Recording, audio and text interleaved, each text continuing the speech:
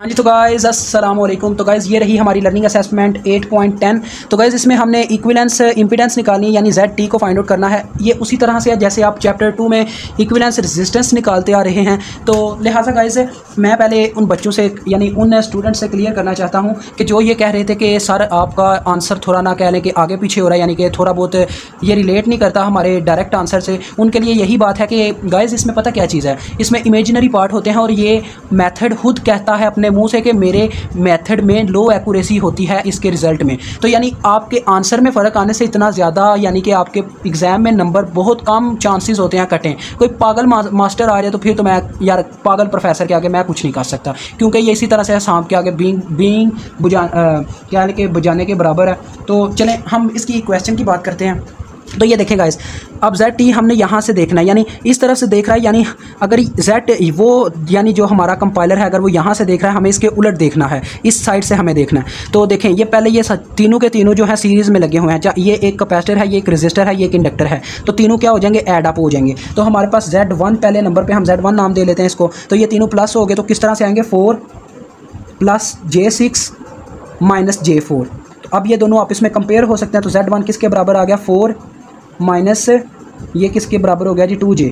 ठीक हो गया, ये हमारे पास आ गया Z1, इस वायर का टोटल इम्पीडेंस। अब हमें इस वायर की भी टोटल इम्पीडेंस निकाल लेनी चाहिए, जो कि क्या आएगी, Z2 के नाम पे हम निकाल लेते हैं। देखें ये दोनों सीरीज़ में है तो ये हो जाएगा 2 + J2 ओहम। ठीक हो गया, ये Z2 आ गई। अब हम इसकी नई शेप ड्रा करते हैं। तो नई शेप देखें किस तरह से बनती है। ये इस वायर की टोटल आ गई इम्पीडेंस और नेक्स्ट वायर की ये आ गई टोटल इम्पीडेंस, और ये आ गया हमारा ZT 2 ओहम। ये कितनी निकली है जी, 2 + J2 ओहम। और ये हमारे पास कितनी आई है, 4 - 2J ohm. In other words ये हमारे पास Z1 है, ये हमारे पास Z2 है। तो देखें अब गाइस, देखें Z1 और Z2 आपस में पैरेलल में लग गए हैं। तो पैरेलल का यही असूल है, ऊपर मल्टीप्लिकेशन हो जाती है, नीचे सम हो जाता है, यानी Z1 × Z2 divided by Z1 + Z2। तो वैल्यूज़ पुट कर दें। तो मल्टीप्लिकेशन के लिए हमें इनको फेज़र में कन्वर्ट करना पड़ेगा, यानी क्या है, 2 + J2 मल्टीप्लाई हो रहा है किससे, 4 - 2J से। डिवाइड इन दोनों का सम होगा, 2 + J2 + 4 - 2J। तो देखें J से कैंसिल हो गया। अब हमें इसका बेनिफिट ये है, हमें बटे में फेज़र बनाने की ज़रूरत नहीं पड़ेगी।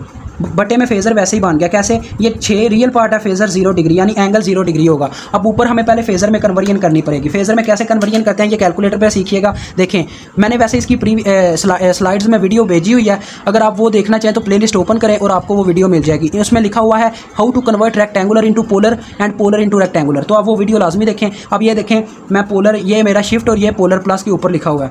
तो मैं 2 यानी रियल पार्ट पहले, फिर कामा, फिर इमेजिनरी पार्ट लिखूंगा 2। ये J जो होता है इमेजिनरी पार्ट को शो करवाता है। तो ये इसका क्या निकलता है हमारे पास, देखें ये निकला है 2.8। हमारे पास इसकी मैग्नीट्यूड आई है 2.83 कह लें, क्योंकि आगे 8 है तो ये लिहाजा राउंड ऑफ हो जाएगा। और आगे एंगल 45 डिग्री आया।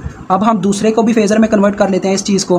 तो ये क्या निकलती है, अब इसकी बात की जाए तो बस ऊपर फेज़र में यानी पोलर में थोड़ा सा फ़र्क आएगा। देखें पहला उसका रियल पार्ट है 4, कामा जो इमेजिनरी पार्ट है वो है -2, तो -2 आ गया। तो ये देखें क्या निकलता है। अब इसका वैल्यू आई है 4.47, इसकी मैग्नीट्यूड आई है। और जो इसका एंगल है वो हमारे पास कितना है, -6.57, राउंड ऑफ के बाद 57 हो जाएगा डिग्री। अब हम टोटली इसकी Z3 निकाल लेते हैं। देखें पहले रियल पार्ट आपस में मल्टीप्लाई और डिवाइड होंगे।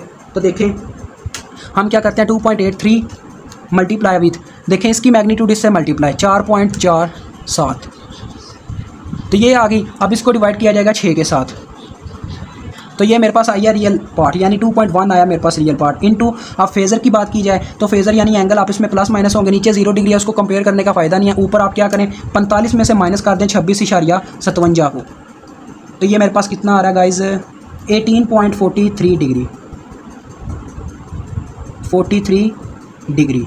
ठीक है, ये मेरे पास आ गया इसकी इम्पीडेंस। आगे मैं इसकी न्यू शेप ड्रा करूँगा न्यू पेज पे। तो चलें चलते हैं अपने नेक्स्ट पेज पे।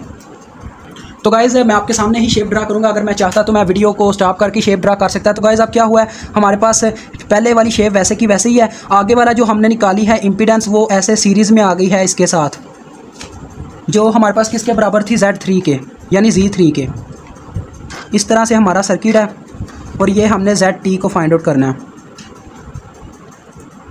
तो गाइज़ ये देखें मैंने वैल्यूज़ लिख दी हैं, ये मेरे पास 2 ओहम है और ये Z3 की वैल्यू है। अब गाइज़ इन दोनों ने होना है आपस में प्लस, क्योंकि ये सीरीज़ में है, तो हम ZT निकालेंगे जो कि बराबर होगी 2 + Z3। Z3 की वैल्यू हमारे पास फेज़र में है 2.1 इंटू फेज़र एंगल 18.43 डिग्री। अब इसको हमें पहले कन्वर्ट करना पड़ेगा रेक्टेंगुलर में। अब ये ब्लर हो गया वीडियो, चलें अब ठीक हो गया। अब देखें मैं इसको कैसे कन्वर्ट करता हूँ, शिफ्ट दबाया और ये आ गया रेक्टेंगुलर, यहाँ से माइनस के ऊपर रेक्टेंगुलर है, ये आपको शो हो रहा होगा। अब यहाँ पे पहले मैं रियल पार्ट लिखूँगा 2.1, फिर यहाँ से कामा, शिफ्ट दबा के कामा, फिर इसका फेज़र एंगल 18.43।